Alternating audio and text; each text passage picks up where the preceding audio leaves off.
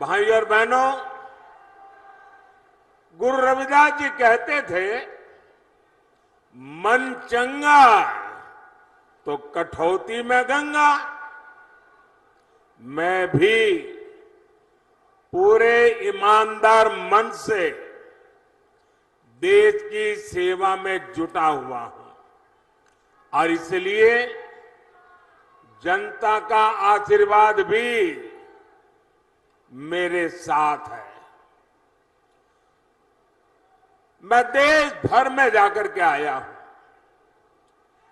जनता जनार्दन ने तीसरी बार मोदी सरकार बनाना पक्का कर लिया है।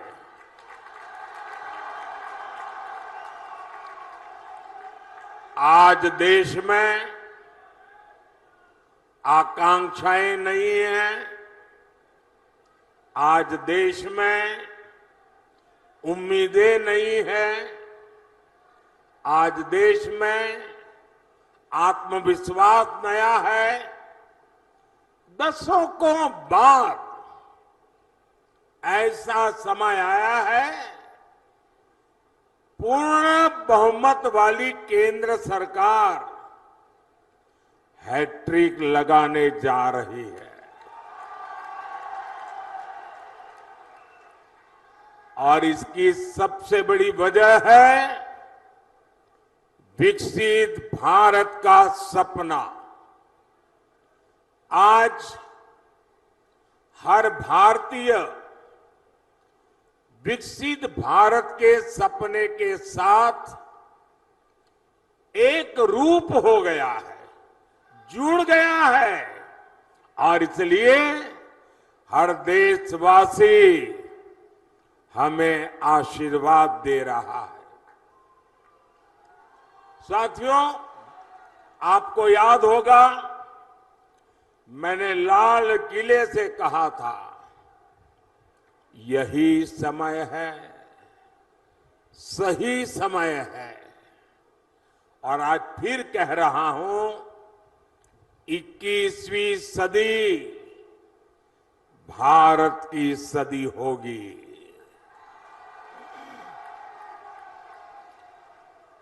पिछले 10 साल में भारत ने जो विकास करके दिखाया है वो अभूतपूर्व रहा है। आज जब पंजाब के लोग, दूसरे राज्यों के लोग विदेश जाते हैं तो खुद देखते हैं कि वहां भारत और भारतीयों की इज्जत कितनी बढ़ गई है। जब देश में दमदार सरकार होती है तो विदेशी सरकारें भी हमारा दम देखती है। और वीरों की इस धरती पंजाब से बेहतर कौन जानेगा कि दमदार होने का मतलब क्या होता है। दमदार सरकार जो दुश्मन के छक्के छुड़ा दे, दमदार सरकार जो दुश्मन को घर में घुसकर मारे, दमदार सरकार जो भारत को आत्मनिर्भर बनाए, दमदार सरकार जो भारत को समृद्ध बनाए। इसलिए पंजाब भी इस बार जोर शोर से कह रहा है, फिर एक बार, फिर एक बार, फिर एक बार। साथियों, गरीब कल्याण मेरी सरकार की बहुत बड़ी प्राथमिकता है और इसमें गुरु रविदास जी की बहुत बड़ी प्रेरणा है। गुरु रविदास जी कहते थे, ऐसा चाहूं राज में जहां मिले सबन को अन्न, छोट बड़ो सब सम बसे, रैदास है प्रसन्न। बीते 10 वर्षों में हमने गरीब से गरीब को मुफ्त अनाज और मुफ्त इलाज की सुविधा दी है। आज किसी भी गरीब, दलित, वंचित मां की संतान को भूखे पेट नहीं सोना पड़ता। आज गरीब महिला को अपनी बीमारी छिपाने की मजबूरी नहीं है। अब उसके पास राशन कार्ड है, आयुष्मान कार्ड है। साथियों, गुरु रविदास जी ऐसा समाज चाहते थे जहां जाति के आधार पर समाज में कोई भेद न हो। उन्होंने कहा था, जाति जाति में जाति है, जो केतन के पात, रैदास मनुष्य ना जुड़ सके जब तक जाति न जात।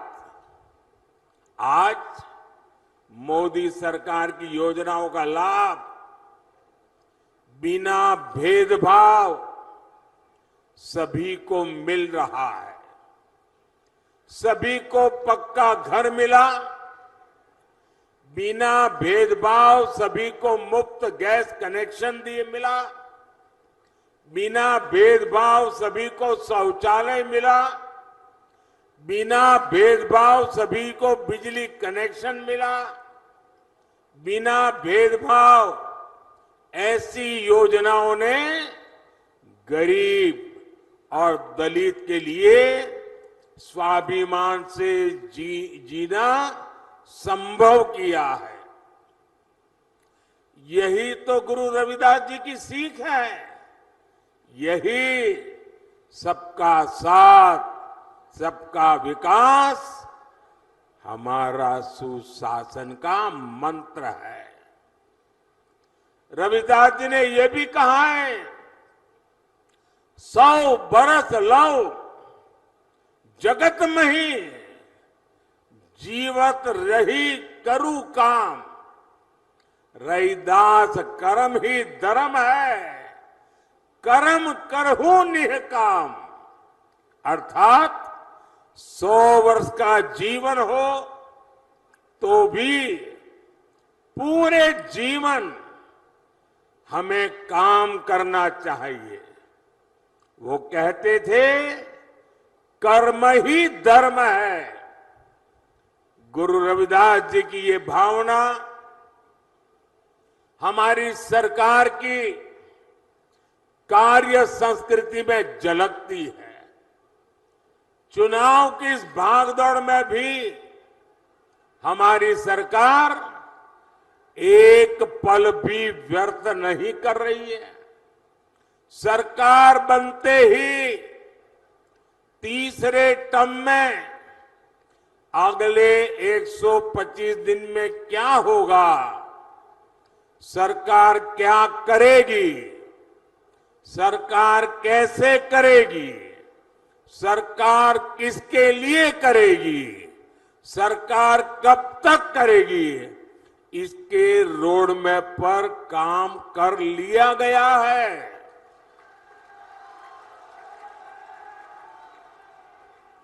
इसमें भी 25 दिन विशेष तौर पर युवाओं के लिए केंद्रित किए गए हैं। अगले 5 साल में कौन से बड़े निर्णय लेने हैं, इसकी भी रूपरेखा खींची जा चुकी है।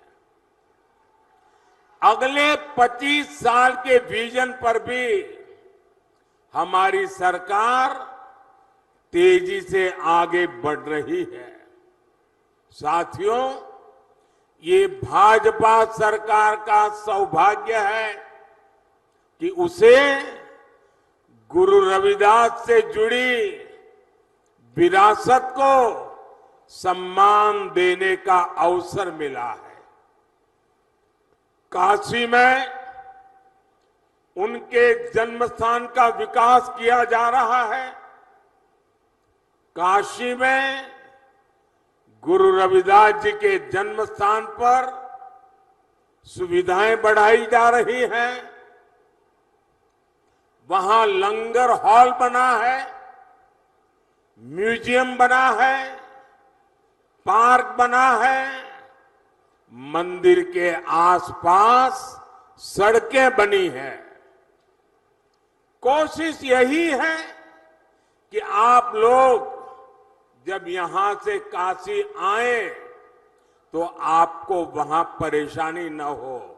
और इतना ही नहीं, मैं काशी का सांसद हूं, इसलिए जब भी आप काशी आए ना तो आप मेरे मेहमान हैं। और मैं मेहमान नवाजी में कोई कमी नहीं रखता हूं।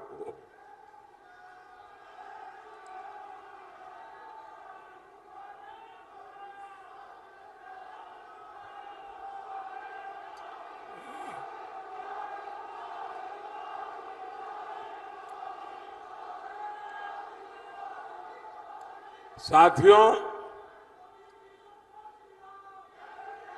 काशी में तो हम बहुत कुछ कर रहे हैं। जो लोग वहां जाते आते रहते हैं वो देखते होंगे, हर बार जाएंगे कुछ न कुछ गुरु रविदास जी के चरणों में हमने समर्पित किया है। लेकिन इसके अलावा मध्य प्रदेश में गुरु रविदास जी के विशाल स्मारक का शिलान्यास का अवसर भी मुझे ही मिला था। वहां मध्य प्रदेश में भाजपा सरकार है और वो कार्यक्रम ऐसा हुआ, हजारों गांवों की मिट्टी और देश की सैकड़ों नदियों के जल एकत्रित करके गुरु रविदास जी का भव्य स्मारक मंदिर वहां बनाया जा रहा है। भोपाल में ग्लोबल स्किल पार्क का नाम भी गुरु रविदास जी के नाम पर रखा गया है। दिल्ली में भी तुगलकाबाद में गुरु रविदास जी महाराज का जो पवित्र स्थान है उसे और दिव्य बनाना भी ये हमारा संकल्प है। इसके लिए सुप्रीम कोर्ट से जमीन की विशेष मंजूरी भी ले ली गई है। और आज जब मैं होशियारपुर आया हूं तो अपने मन की एक और बात आपको बताना चाहता हूं। आपको पता है कि हमने अयोध्या में प्रभु राम का मंदिर तो बनाया, जय श्री राम। 500 साल बाद अयोध्या में भगवान राम का मंदिर बना।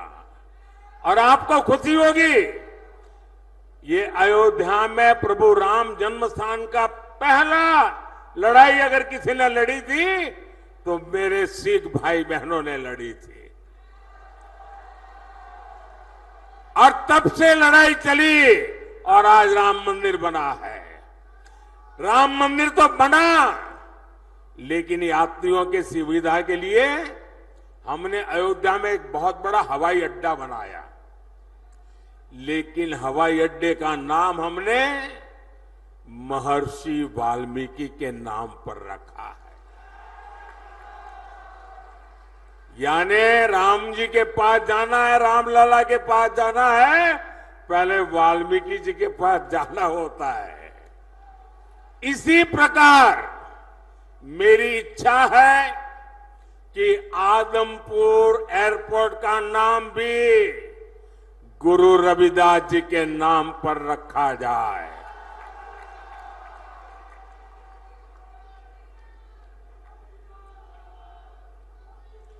सरकार बनने के बाद इस दिशा में तेजी से काम किया जाएगा।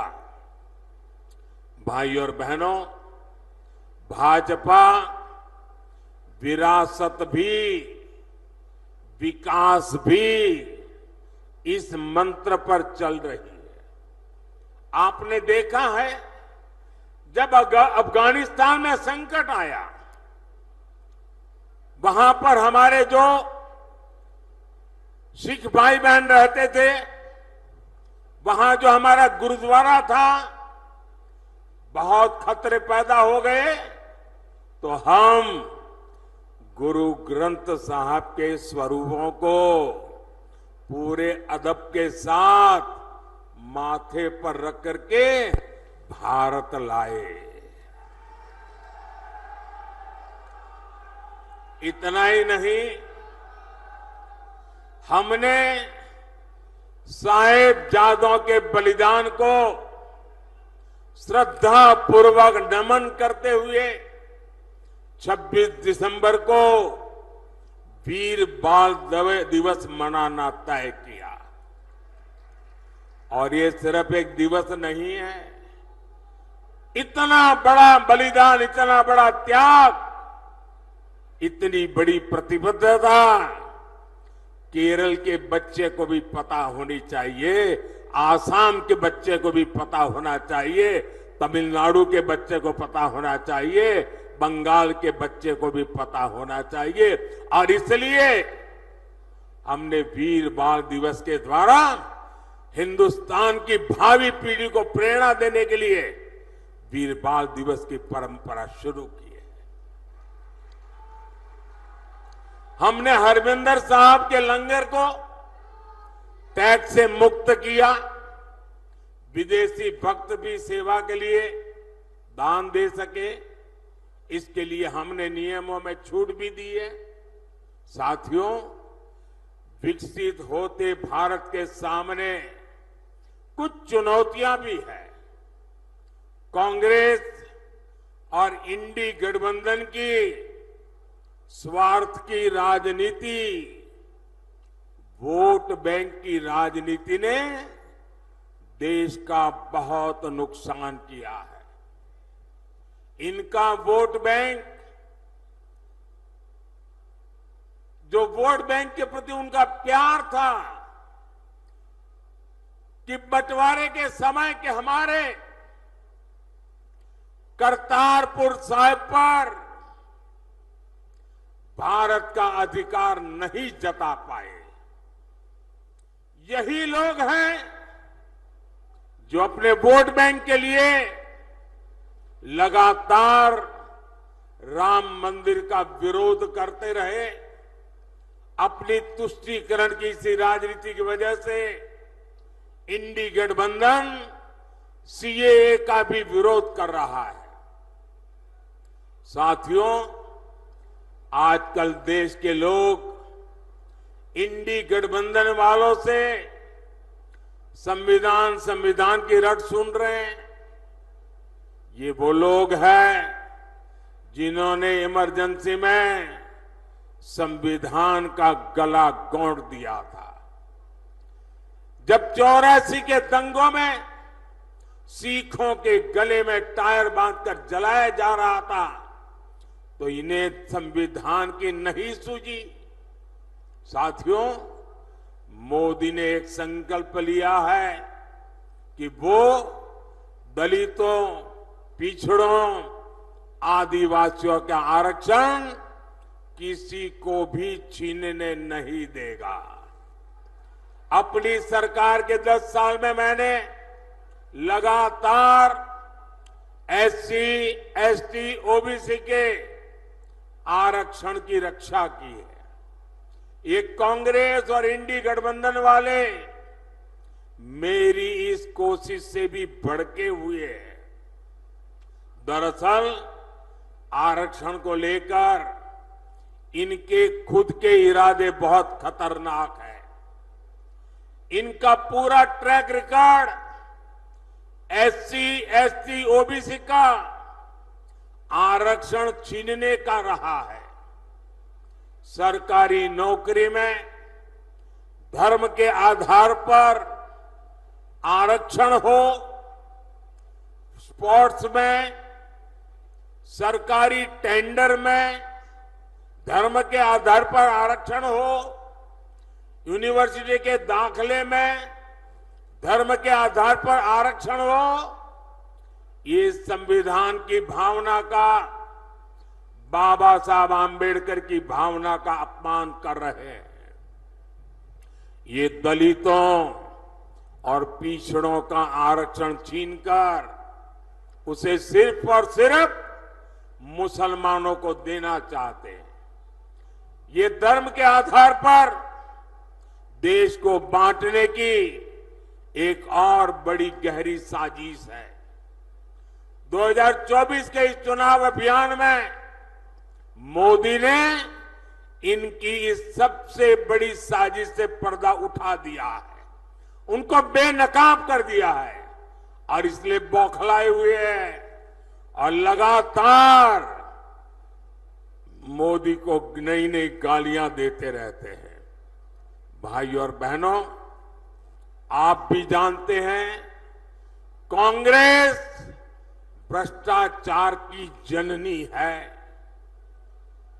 60 साल तक कांग्रेस ने जो कारनामे किए हैं, भ्रष्टाचार की एक से बढ़कर एक वारदातें की हैं, ऐसा लगता है कांग्रेस ने भ्रष्टाचार में डबल पीएचडी कर ली है। और अब कांग्रेस के साथ एक और कट्टर भ्रष्टाचारी पार्टी भी जुड़ गई है। इतना ही नहीं, ये भयंकर झूठवादी पार्टी भी है। अब आप देखिए, यहां तो आमने सामने लड़ने का ड्रामा कर रहे हैं, दिल्ली में एक साथ चुनाव लड़ रहे थे और लोग भूले नहीं कि ये झूठवादी पार्टी, ये कट्टर भ्रष्टाचारी पार्टी की पहली सरकार कांग्रेस के समर्थन से दिल्ली में बनी थी और इसलिए इन्होंने जो भ्रष्टाचार की जननी कांग्रेस है, उससे बराबर भ्रष्टाचार के पाठ पढ़ लिए हैं। हम छोटे थे तो एक कथा सुना करते थे और कथा बड़ी मजेदार थी। वो कथा ऐसी थी कि एक प्रेग्नेंट विमेन डिलीवरी के लिए अस्पताल में गई और बेटे का जन्म हुआ, लेकिन जो नर्स वो डिलीवरी करवा रही थी, वो ढूंढने लगी चारों तरफ, उसकी अंगूठी कहीं खो गई थी। वो रोने लगी, अरे मेरी अंगूठी कहां गई, अंगूठी कहां गई। अब बेटे का जन्म हुआ, लेकिन वो अपनी मुट्ठी नहीं खोलता था, तो डॉक्टरों को चिंता हुई, बच्चे की मुट्ठी क्यों नहीं खुल रही है, अभी तो पैदा हुआ है। डॉक्टरों ने बड़े तरीके से उसकी मुट्ठी खोली तो अंगूठी उसकी मुट्ठी में थी। तो लोगों ने कहा ये बच्चा पैदा होते ही चोरी करता है, तो पता चला उसका बाप बहुत बड़ा चोर था, बड़ा डाकू था। तो जन्मजात ये भ्रष्टाचार की जननी कांग्रेस की गोद से एक कट्टर भ्रष्टाचारी पैदा हुए हैं और इसलिए कांग्रेस को तो भ्रष्टाचार में पीएचडी करते करते 60 साल लगे। ये तो जन्म से ही कट्टर भ्रष्टाचारी पैदा हुए हैं। ये लोग क्या क्या बातें करते थे। कहते थे पंजाब को नशा मुक्त करेंगे, और नशा मुक्त के इतने भाषण किए, पूरे पंजाब को बदनाम करने वाली उड़ता पंजाब फिल्में बनाई थी, चारों तरफ बदनामी की थी। लेकिन इन्होंने आते ही नशे को ही अपनी कमाई का साधन बना दिया है। दिल्ली के शराब घोटाले को पूरी दुनिया जान चुकी है। यहां खनन माफिया भी बेलगाम चल रहा है। इन कट्टर भ्रष्टाचारियों ने, भयंकर झूठवादियों ने पंजाब को गैंग वॉर में झोंक दिया है। इन लोगों ने पंजाब में उद्योग और खेती दोनों को बर्बाद कर दिया है। ये कट्टर भ्रष्टाचारी, भयंकर झूठवादी तो नारी उत्पीड़न में भी नंबर 1 बनते जा रहे हैं। आज दिल्ली से लेकर पंजाब तक इनके कारनामे दुनिया देख रही है। इनके नेता का ठिकाना नहीं, नीति फर्जी, नारे फर्जी और नियत में भी खोट है। साथियों, पंजाब वीरों की धरती है, पंजाब शौर्य की धरती है, पंजाब पराक्रम की धरती है, पंजाब पुरुषार्थ की धरती है। लेकिन इंडी गठबंधन के लोग हर कदम पर वीरों का अपमान करते हैं। यही लोग हैं जिन्होंने हमारे देश के सेना के अध्यक्ष जनरल बिपिन रावत को गली का गुंडा कहा था, और वो सिर्फ जनरल बिपिन रावत का अपमान नहीं था, हिंदुस्तान के हर फौजी का अपमान था, हिंदुस्तान के हर सैनिक का अपमान था। यही लोग हैं जिन्होंने सर्जिकल स्ट्राइक पर हमारी सेनाओं से सबूत मांगे थे। यही लोग हैं नेहरू के जमाने की 62 की लड़ाई में चीन को क्लीन चिट देकर भारत की फौज का आए दिन अपमान करते रहते हैं। कांग्रेस और इंडी गठबंधन ने हमारी सेनाओं को कमजोर करने में कोई कसर बाकी नहीं छोड़ी थी।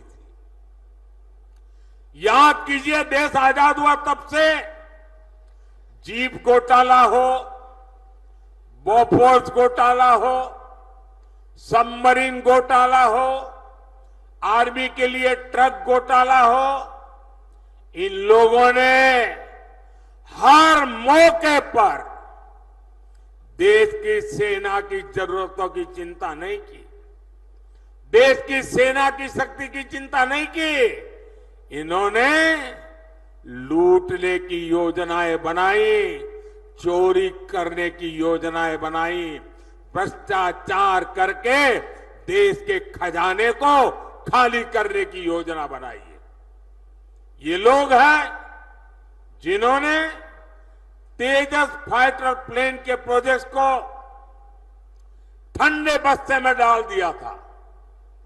यही लोग हैं जिन्होंने वर्षों तक सेना के अंदर एकरूपता, एकात्मता लाने के लिए सीडीएस पद के गठन को लटका कर रखा। यही लोग हैं जिन्होंने सेनाओं को आधुनिक बनाने के लिए जरूरी रिफॉर्म्स नहीं होने दिए। यही लोग हैं जिन्होंने हमारे पूर्व फौजियों को one rank one pension, OROP, 40 साल तक झूठ बोला भाइयों बहनों। और कैसा झूठ, ये सेना के जवानों की आंख में कैसी धूल झोंकते हैं। और मुझे याद है 2013-14 के चुनाव में यहां पंजाब में आकर के पूर्व सैनिकों के साथ छोटी छोटी अपनी मीटिंगें करके हवा फैलाते थे कि ओआरओपी कर दिया। कैसी बेईमानी की, जरा मैं, पंजाब तो पूर्व सैनिकों की धरती है, हिमाचल पूर्व सैनिकों की धरती है, मैं जरा बताना चाहता हूं इन्होंने क्या किया। मैंने 2013 में जब मुझे प्रधानमंत्री पद का उम्मीदवार घोषित किया तो मैंने रेवाड़ी में सबसे पहली पूर्व सैनिकों की रैली की। उस रैली में मैंने घोषणा की कि हमारी सरकार बनेगी तो हम वन रैंक वन पेंशन लागू करेंगे। तो ये घबरा गए, बोले मोदी ऐसी चीज लाया है कि मर जाएंगे। तो इन्होंने क्या किया, आनन फानन में 500 करोड़ रुपया रख करके बोल दिया कि ओआरओपी लागू। ऐसा झूठ। आप देखिए, जब मैंने इसको लागू किया 1.25 लाख करोड़ रुपया पूर्व सैनिकों के खाते में जमा किए, 1.25 लाख करोड़ रुपया, तब ओआरओपी हुआ है। ये 500 करोड़ में खेल खेलते थे। यानी कितना झूठ बोलते हैं ये लोग। भाइयों बहनों, मोदी का लक्ष्य भारत की सेनाओं को सबसे ज्यादा आधुनिक बनाना है, सबसे ज्यादा सामर्थ्यवान बनाना है, सच्चे अर्थ में आत्मनिर्भर बनाना है। लेकिन मोदी के इस अभियान से इंडी वालों की काली कमाई के रास्ते बंद होते हैं।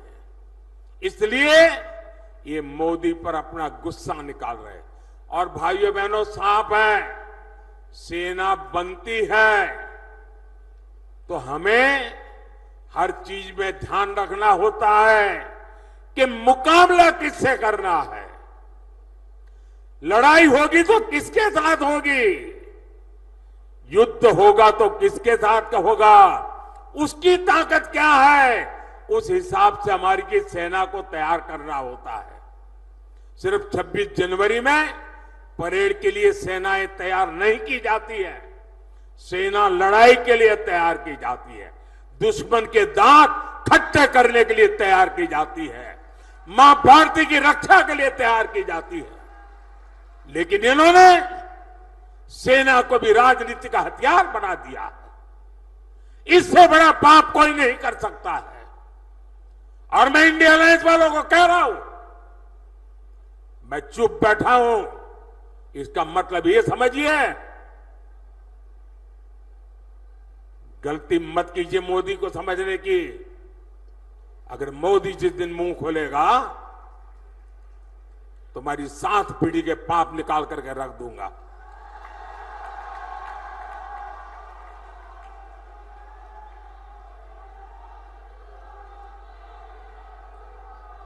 आपको मोदी को जितनी गालियां दे दीजिए, लेकिन मेरे देश की सेना का अपमान ये मोदी नहीं सहन करेगा।